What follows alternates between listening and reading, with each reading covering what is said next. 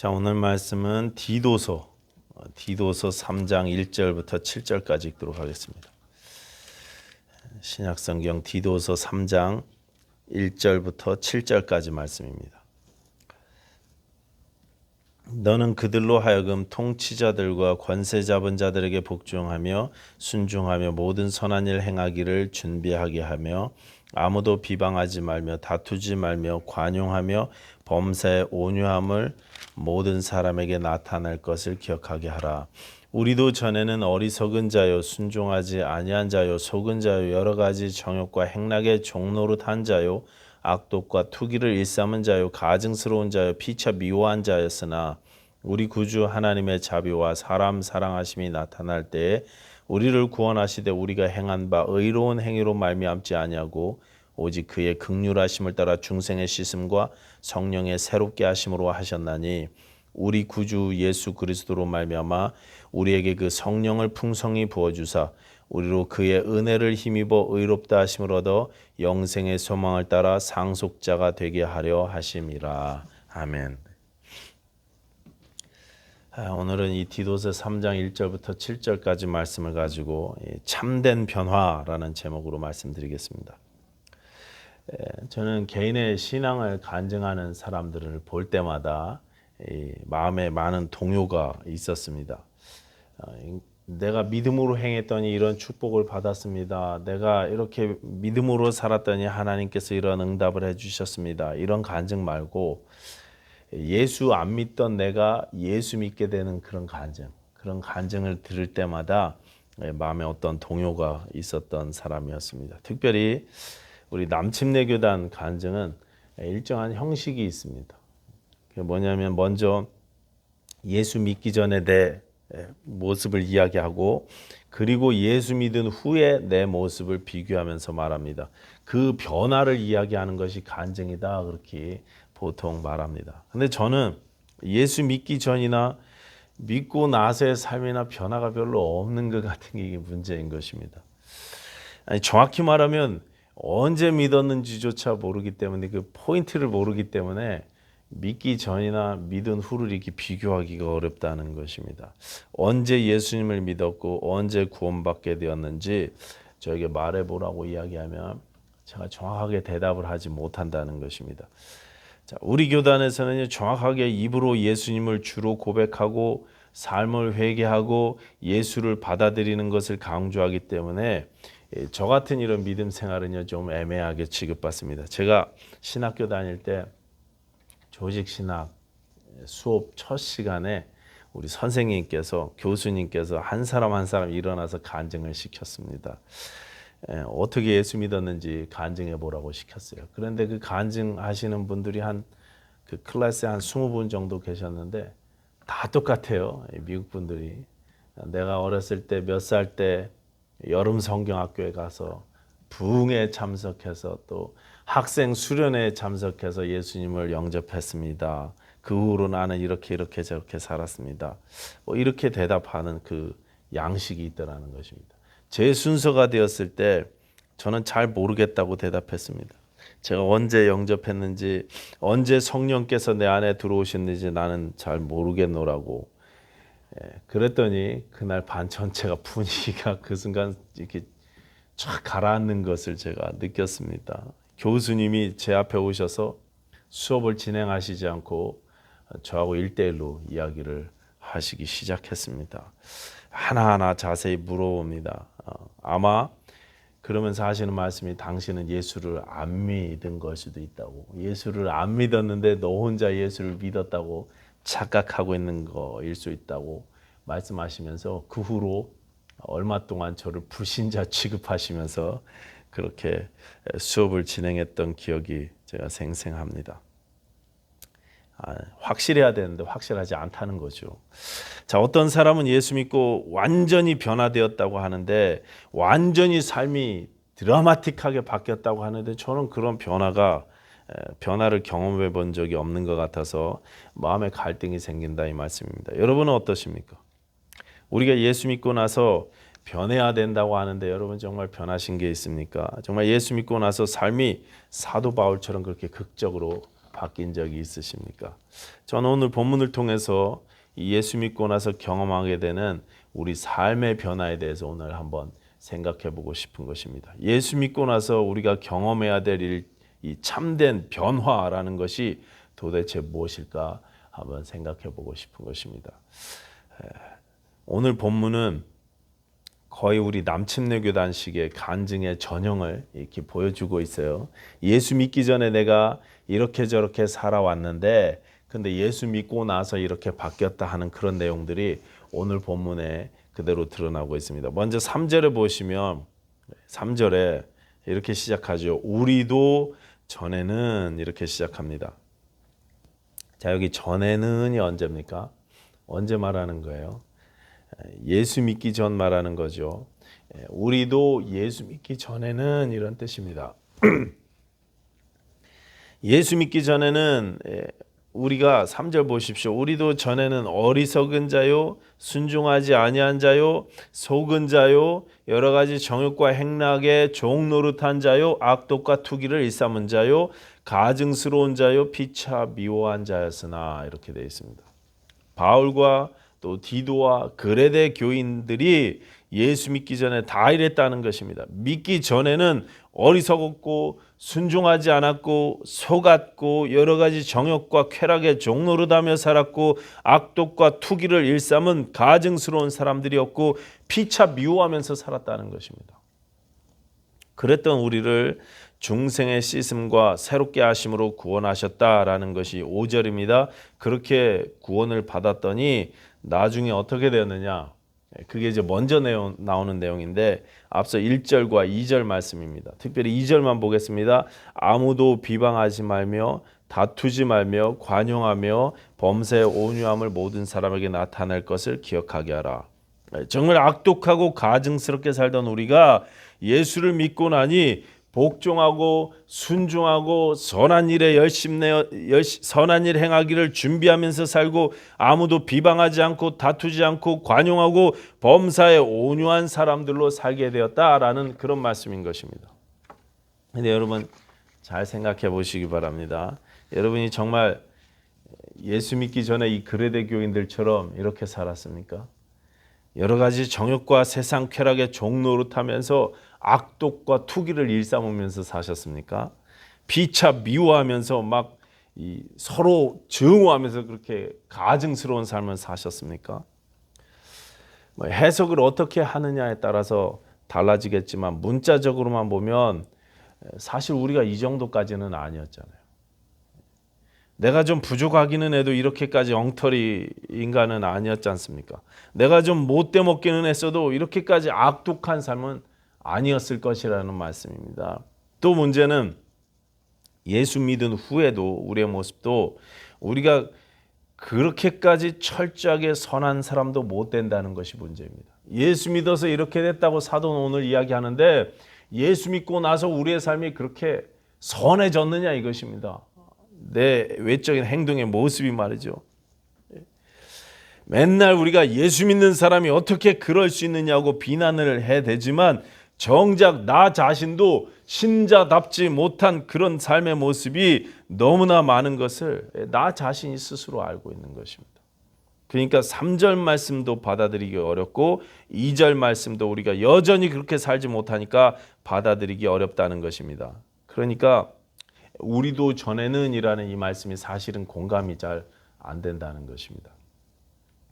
예수 믿기 전에 나는 그렇게 악독하지도 않았던 것 같고 또 믿고 나서도 2절 말씀처럼 저렇게 훌륭한 삶으로 선인처럼 저렇게 좋아지지도 않은 것 같다는 말씀입니다. 그러니까 오늘 이 말씀이 나와는 별로 상관이 없을 것 같다는 느낌을 우리가 갖게 되는 것이 사실입니다. 이런 문제가 왜 생기느냐? 여러분 이것은요 우리가 이 변화라는 것을 행동의 변화에 너무 초점을 맞추기 때문에 그렇습니다. 우리의 외적인 행위의 변화에 초점을 맞추기 때문에 일어나는 현상인 것입니다. 여러분 성경이 말하는 변화는 행위보다 외적인 행위보다 더 근본적인 변화를 말씀하는 것입니다. 육신의 행위는 그 근본적인 변화에 따라서 드러나는 열매일 뿐인 것입니다. 내 속이 변화되면 드러나는 열매, 그것이 육신의 행위, 선한 행위의 열매인 변화인 것입니다. 그렇다면 그 근본적인 변화가 무엇이겠는가 오늘 한번 생각해 보고 싶은 것입니다.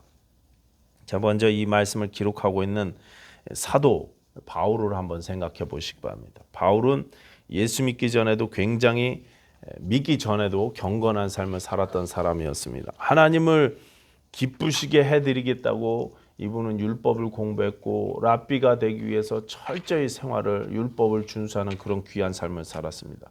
한 번도 그 인생 가운데서 탈선하거나 곁길로 갔던 적이 없던 사람이었습니다. 신앙적으로 최선을 다했던 사람이 바울이라는 사람이었습니다. 빌립보 교회에 보낸 편지에서 그래서 자기 자신을 말하기를 뭐라고 말하냐면 나는 히브리인 중에 히브리인이고 율법으로는 바리새인이고 율법의 의로는 흠이 없는 자였다고 그렇게 선언하고 있습니다. 종교적으로 성실하게 살았다는 것입니다. 착실했다는 것입니다. 그렇게 못되게 산 사람이 아니었다는 것입니다. 그런 그가 오늘 본문에 우리도 전에는 이라고 말을 하면서 자기 자신도 전에는 그렇게 악독하게 살았다고 고백하더라는 것입니다. 그래서 디모데전서 1장에서는 뭐라고까지 이야기하냐면 나는 내가 죄인 중에 괴수다 이렇게까지 고백하고 있습니다. 여러분 이 사도가 정말 죄가 많아서 죄인 중에 괴수라고 고백하는 것입니까? 지은 죄가 다른 사람들보다 더 많고 커서 죄인 중에 괴수라고 하는 것입니까? 그렇게 경건하게 살려고 노력했던 이 사람이 왜 스스로를 이렇게 죄인 중에 괴수라고까지 부르게 됐냐 이것입니다. 바울이 자기 자신을 죄인 중에 괴수라고 말했던 그 이유는요. 오늘 그 본문에 가서 한번 생각해 보면 거기 가서 보면 디모데전서 1장 13절인데요. 거기서도요. 바울이 이렇게 말합니다. 내가 전에는 이렇게 시작하고 있어요. 한번 찾아볼까요? 디모데전서 1장 13절입니다.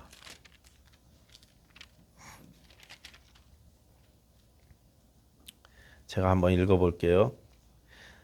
디모데전서 1장 13절 내가 전에는 비방자요 박해자요 폭행자였으나 도리어 긍휼을 입은 것은 내가 믿지 아니할 때 알지 못하고 행하였습니다. 자, 이것은 지금 스데반이 순교당했을 때 증인된 일을 회상하고 그 후에 교회를 핍박하던 것에 대한 내용입니다. 그 일을 회상하면서 자기를 죄인 중에 괴수였다고 그렇게 고백하고 있는 것입니다. 그때는 예수를 몰라서 무지함 때문에 예수 믿는 자를 핍박했고 종교적인 열심 때문에 예수 믿는 사람들을 괴롭혔는데 하나님께서 은혜 가운데 오래 참으심으로 죄인 중에 괴수였던 나를 구원하셨다는 것입니다. 나같이 주의 은혜가 무엇인지 모르고 악하게 사는 자들에게 하나님의 은혜가 무엇인지 알게 하시는 사명을 그 이후로 주셨다고 고백하는 것입니다. 그러니까 죄인 중에 괴수는 내가 지금 그렇다는 게 아니라 예수를 모르고 그렇게 예수를 대적했을 때 그랬었다는 말인 것입니다. 지금 사도는 하나님의 은혜가 얼마나 큰지를 말하고 싶어서 하나님의 은혜를 알리고 싶어서 나를 죄인 중에 괴수다 이렇게 소개하고 있는 것입니다. 마찬가지로 디도서 오늘 본문이 이렇게 말하는 것도 그레데 교인들이 그리스도인이 되기 전에 얼마나 악한 자였는지를 드러내려는 것이 아니고 얼마나 악한 행동들을 하면서 살아왔는지를 드러내는 것이 목적이 아니고 그들이 모르고 했던 것, 그들이 몰랐기 때문에 저질렀다라는 그 사실을 알려주고 싶어서 이야기하는 것입니다. 자기가 몰랐을 때 예수를 핍박하여 죄인 중에 괴수였던 것처럼 그레데 교인들도 몰랐기 때문에 그렇게 함부로 살았다는 것입니다. 몰랐을 때 하나님을 인정하지 않고 철저하게 자기 중심적이었다는 말을 그렇게 표현하는 것입니다. 그러니까 언제나 투기로 가득한 삶을 살았다는 게 아니에요. 그런 상황이 되면 투기로 가득한 삶을 산다는 것입니다. 언제나 정욕과 쾌락에 찌든 삶을 살았다는 것이 아닙니다. 비록 상황이 안 돼서 절제하고 살기는 있지만 상황만 되면 능력만 되면 그 향락과 쾌락을 누리는 것이 내 인생의 목적이 되고 추구하는 바가 되었다는 것입니다. 우리가 언제나 미워했다는 것이 아니라 손해가 되거나 자존심이 상하거나 나를 힘들게 하면 당연히 미워하는 삶을 살았다는 것입니다. 내가 너를 미워하지는 않지만 만약에 나를 힘들게 한다면 나도 너를 당연히 미워한다는 거죠. 예수 믿기 전에 우리가 그랬다는 것입니다. 모르고 그랬다는 것입니다. 내가 내 삶의 주인인 줄 알았고 눈에 보이는 것이 전부인 줄 알면서 살았습니다. 그래서 내가 원하는 대로 살았고 내 기분이 만족스럽고 내 마음이 즐거운 것이 인생의 목적이었습니다. 그냥 모든 것이 나 중심이었습니다. 내 기분과 내 만족 중심이었다는 것입니다. 그러니 먼저 손 내미는 것은 꿈도 못 꾸죠. 그냥 안 보고 살면 되지 이러면서 사는 거예요. 몰랐기 때문에. 그런데 예수님을 알게 됐습니다. 예수님을 만났습니다. 내 인생의 주인이 내가 아니라 예수님이란 사실을 알았습니다. 그리고 예수로 말미암아 하나님이 나에게 베풀어 주신 은혜가 무엇인지 알게 되었습니다. 여전히 내가 내 인생의 주인 행세를 할 때가 있기는 하지만 정말로 변한 것이 있다면 예수님이 주인이고 나는 예수님의 종일 뿐이라는 마음이 생기기 시작한 것입니다. 예, 인생의 주인이 바뀌었어요. 인생의 주인이 바뀌는 변화, 이 변화가 바로 회심의 증거인 것입니다. 이 변화가 없다면 아무리 우리가 잘못을 뉘우치며 회개했어도 내가 교회 다니면서 좀 나은 사람이 됐다는 고백이 있기는 해도 그것은요 성경적인 회심이 아닌 것입니다. 성령의 새롭게 하심을 경험한 게 아닙니다. 여전히 내가 중심이기 때문에, 여전히 세상이 전부이기 때문에 회심도 아니고 변화도 아닌 것입니다. 신자는 이제 더 이상 눈에 보이는 세상이 전부라고 이야기하지 않습니다. 내가 주인이라고 이야기하지 않는 거예요. 우리가 변화받았다는 것은요, 이제 우리 행동에 자신이 있다, 내가 행동이 막 선하게 변했다, 이런 뜻이 아닙니다. 우리가 전에는 세상 유혹을 따라 살았지만 이제는 더 이상 세상 유혹이 안 되는 게 아니에요. 여전히 세상이 유혹됩니다. 세상의 유혹을 받습니다. 우리가 전에는 악하게 살았는데 이제는 저들보다 선하게 살고 착하게 사는 모습이 있어서 변화되었다는 것이 아닙니다. 아직도요, 제가 착하게 살지 못하고 독한 모습을 보이는 게 우리 가운데 있습니다. 우리가 변화되었다는 것은요, 모르던 내가 알게 된 것이 변화된 것입니다. 인생의 주인이 예수님인지 모르던 내가 인생의 주인을 예수님으로 알기 시작한 것입니다. 더 나아가서 하나님의 은혜를 모르던 내가 모든 것이 다 하나님의 은혜라는 사실을 알게 된 것입니다. 이게 변화인 것입니다. 예수를 모르던 내가 예수가 누구신지 아는 것, 은혜를 몰랐던 내가 하나님의 은혜가 무엇인지 알게 되는 것, 이것이 참된 변화의 시작인 것입니다. 이것이 변화인 것입니다. 모르던 내가 아는 자로 바뀌었기 때문에 변하는 거예요. 여러분, 아는 것이 중요해요. 바로 알아야 바로 믿을 수 있는 것입니다. 내 행위가 바뀌어서 변화가 아니라 악하게 살던 내가 선하게 살게 되어서 변하는 게 아니라 몰랐던 내가 알게 되는 것이 변화인 것입니다. 이제 알기 때문에 우리는 그리스도인답게 살고 싶은 것입니다. 이제는 예수로 말미암는 은혜를 알기 때문에 말끝마다 나를 자랑하던 내가 이제는 예수를 자랑하면서 사는 것입니다. 이제는요, 내 의와 내 공로를 드러내지 않고 예수의 의와 예수의 공로를 드러내는 삶을 살게 되는 것입니다. 이 은혜 때문에 여전히 힘들지만 비방하지 않고 다투지 않고 관용하고 온유함을 모든 사람에게 나타내는 그런 그리스도인의 삶을 계속 살려고 힘쓰게 되는 것입니다. 은혜 때문에 그런 것입니다. 여러분, 내가 예수가 내 주인이시고 그분을 통해 베풀어 주신 하나님의 은혜가 무엇인지 아는 사람들은요, 이 외적으로 드러나는 삶도 이제 변하게 되어 있다는 것입니다. 이젠 더 이상 죄 짓고 사는 것이 싫어지는 거예요. 가장 중요한 것이 무엇인지 인생의 가치가 바뀌기 때문에 이제 은혜에 보답하는 삶을 살고 싶은 마음이 생기게 되는 것입니다. 여전히 실수하고 넘어집니다. 여전히 세상의 유혹에 유혹받습니다. 쓰러질 때도 있습니다. 그러나 그게 싫어지는 거예요. 하나님을 기쁘시게 해드리고 싶어하는 마음이 내 안에 있기 때문에 그렇습니다. 이 데일 갤로웨이 목사님께서 목회하시는 그 뉴홉 커뮤니티 교회에서 있었던 일을 소개한 글이 있습니다. 이 교회에 다니던 성도님 중에 탐슨이라는 성도님이 계셨습니다. 이 탐슨이라는 선생님은 하나님께서 베풀어 주신 은혜가 무엇인지 아는 그런 성도님이셨습니다. 어느 해 이분이 이 테디 스콜라드라는 초등학교 5학년 아이를 가르치게 됐습니다. 5학년 담임이 되셨는데 그 반에 보니까 테디 스콜라드라는 아이가 있었어요. 이 테디라는 애를 가만히 보니까 학교에서 따돌림을 받는 거예요. 친구들이 이 아이와 놀아주지 않고 막 놀리고 따돌린다는 사실을 알게 됐습니다. 전혀 매력이 없는 아이였습니다. 잘 씻지도 않는지 몸에서 냄새도 나고 다른 애들과는 잘 어울리지 못하고 공부도 막 안 합니다. 학교에서 시험을 봤더니 성적이 다 엉터리예요. 다 막 그냥 대답을 안 해서 다 X 표시가 돼 있고 말이죠. 아예 답을 안 쓰고 공부에 관심을 보이지 않습니다. 그래서 이 테디 선생님이 탐슨의 학생 기록부를 한번 살펴봤어요. 봤더니 1학년 때 이렇게 되어 있습니다. 착한 아이임, 미래가 보임, 그러나 가정 환경이 불우함. 2학년 때는 이렇게 써 있습니다. 조용한 아이임, 성격이 너무 폐쇄적임, 어머니가 불치병을 앓고 있음. 3학년, 다른 아이에 비해 학습 능력이 현저히 떨어짐, 금년에 어머니가 돌아가셨음, 아버지는 테디에 대해 무관심함. 4학년, 이 아이의 미래는 없음, 아버지는 가출했음, 이모 집에서 양육받는데 이모로부터 구박당하고 있음. 이렇게 4학년까지 생활기록부가 써 있는 거예요. 그 생활기록부를 보니까 테디가 자라갈수록 커갈수록 이 아이의 삶이 망가져가고 있구나, 이 사실을 알게 된 것입니다. 그 생활기록부를 읽다가 이 탐슨 선생님이 회개하는 마음으로 하나님 앞에 기도를 했다 그래요. 하나님, 이 아이가 교육자들이 내팽개쳐 놔둬버리는 바람에 점점 망가져가고 있습니다. 나도 이 아이를 잘못 알고 있었습니다. 제가 이 아이의 진정한 선생님이 되겠습니다. 이 아이가 정상으로 회복될 수 있도록 하나님 은혜를 베풀어 주십시오. 그렇게 기도를 했대요.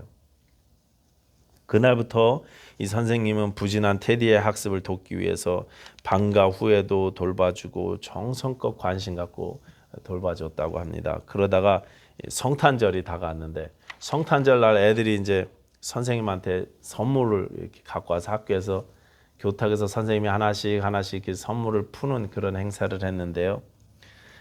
테디가 준비해온 선물을 열 차례가 됐어요. 그래서 탁 선물을 개봉을 했더니 거기에는 이 가짜 다이아가 박힌 목걸이 한 개가 들어 있었고, 그것도 이제 그 목걸이 알이 막 빠져 있는 그런 엉터리 목걸이가 하나 있었고, 그리고 향수병이 하나 있었는데 쓰다 남은 향수병을 하나 갖다 줬대요. 이 그부들이 일제히 이제 막 웃으면서 뭐 저런 선물을 또 갖고 왔냐고, 제 이상하다고 막 깔깔거리면서 테디가 또 바보 짓을 했다고 막 이렇게 놀리는데, 그때 선생님이 테디가 선물로 가져온 이 알 빠진 목걸이를 목에다 걸면서, 야, 이거 내 스타일이다, 너무 고맙다, 이거 너무 예쁘다, 이렇게 칭찬을 해줬답니다. 그리고 향수를 몸에 뿌리면서, 야, 이거 내가 제일 좋아하는 향기네, 너 어떻게 알았니? 이러면서 너무 마음에 든다고 테디를 추켜 세웠다고 합니다. 그러자 테디가 눈물을 흘리면서 조그만 게 이렇게 말하더래요. 그거 선생님, 우리 엄마가 쓰던 목걸이에요. 우리 엄마가 바르던 향수예요. 선생님에게서 엄마 냄새가 나요. 선생님이 꼭 우리 엄마처럼 보여요. 이렇게 이야기하더랍니다. 죽은 엄마가 쓰던 목걸이하고 엄마가 쓰던 향수를, 그 유품을 가지고 선생님께 온 거죠. 초등학교 5학년 테디가 이제 그때부터 회복되기 시작해서 나중에 이제 초등학교를 무사히 졸업했고, 그리고 한 6, 7년 연락이 없었다가 그 다음에 한 6, 7년쯤 지나서 이 선생님께 편지가 왔는데, 테디로부터 고등학교를 졸업한다고. 선생님, 저 고등학교를 무사히 졸업합니다. 반에서 이번에 2등으로 졸업하게 됐습니다. 이런 편지가 왔대요. 그리고 4년 뒤에는 선생님, 저 대학을 졸업합니다. 이번에 우리 과에서 제가 수석으로 졸업하게 됐습니다. 이런 편지가 왔다고 합니다. 그리고 다시 4년 뒤에 선생님, 제가 사랑하는 탐슨 선생님, 제가 닥터 스톨라드가 되었습니다. 그렇게 편지가 왔대요. 제가 의대를 졸업하고 의사가 된 사실을 제일 먼저 알려드리고 싶은 분이 바로 탐슨 선생님이십니다. 이렇게 편지가 왔더랍니다. 그리고 계속 이어서 이렇게 말합니다. 선생님, 저는 다음 달에 결혼식을 올립니다. 제게 어머니가 없다는 사실을 잘 아시죠? 담슨 선생님이 결혼식장에서 제 어머니 자리에 앉아 주십시오. 선생님은 제 어머니십니다. 이렇게 편지가 왔더랍니다. 여러분, 이것이 저는 은혜의 능력이라고 그렇게 믿습니다. 담슨 선생님이 보여준 사랑과 베풀어준 은혜가 가엾은 이 아이를 변화시킨 것입니다. 여러분, 우리가 우리 인생에 작게 베풀어 주신 이런 은혜도 사람을 변화시키는 능력이 있어요. 하물며 하나님께서 온 세상을 향해서 자신의 생명을 주시면서 베풀어 주신 은혜는요, 온 세상을 변화시키고도 남습니다. 내 삶을 완전히 변화시키고도 남는 것입니다. 우리가 하나님의 은혜를 정말 경험하고 안다면 변화되어야 정상인 것입니다. 오늘 본문 5절에 우리를 구원하신 것은 우리의 행한 바 의로운 행위 때문이 아니라고 말씀하십니다. 우리의 행위 때문이 아니라 7절 뭐라고 말씀하십니까? 그의 은혜를 힘입어 의롭다 하심을 얻었다, 그렇게 말씀하고 있어요. 여러분, 이 은혜를 아는 것이, 그것이 변화의 시작인 것입니다. 내 선한 행실로 내 외적인 삶이 변화됐습니다. 이렇게 변화됐습니다. 저렇게 변화됐습니다. 악독하던 내가 착하게 살게 됐습니다. 강팍하던 내가 온순한 사람으로 바뀌었습니다. 여러분, 이런 변화도 중요하지만 그 변화 이전에 내면의 궁극적인 변화, 그것은요, 은혜를 아는 사람으로 바뀐다는 거예요. 전에는 내가 모르고 살았는데 이제는 아는 사람으로 바뀌었다. 이것이 신자의 참된 변화인 것입니다.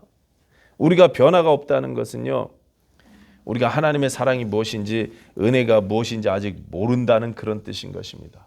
그 사실을 내가 아직 삶 가운데 경험하거나 내 입술로 믿음으로 고백해 보지 못했다는 것입니다. 진정으로 고백해 보지 못했다는 것입니다. 모든 게 하나님의 은혜입니다, 이렇게 고백하지 못하더라는 거예요.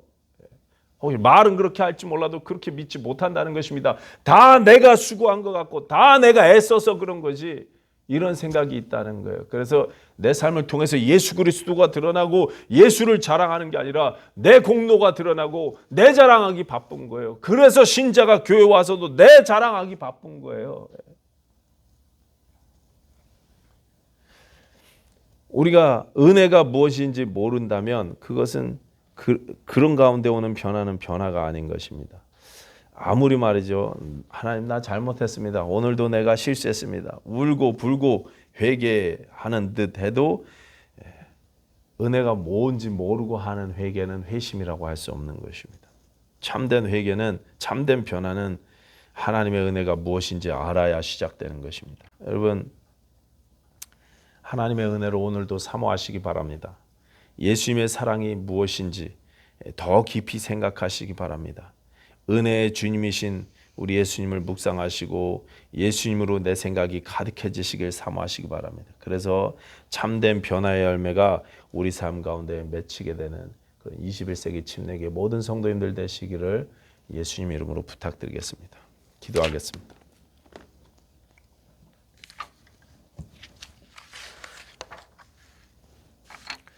하나님 아버지, 감사합니다. 우리 삶을 구원하셔서 예수를 주로 고백하게 하셨고 또 예수님을 나의 주인으로 알게 하셨사오니 이제 하나님의 은혜가 무엇인지 알게 하여 주시되 날마다 더욱 깊이 알아가게 하여 주시옵소서. 그래서 하나님, 우리 삶에 참된 변화의 열매가 날마다 맺혀지게 하여 주시옵소서. 하나님을 위해 사는 삶 되게 하여 주시옵소서. 예수님 이름으로 기도하였습니다. 아멘.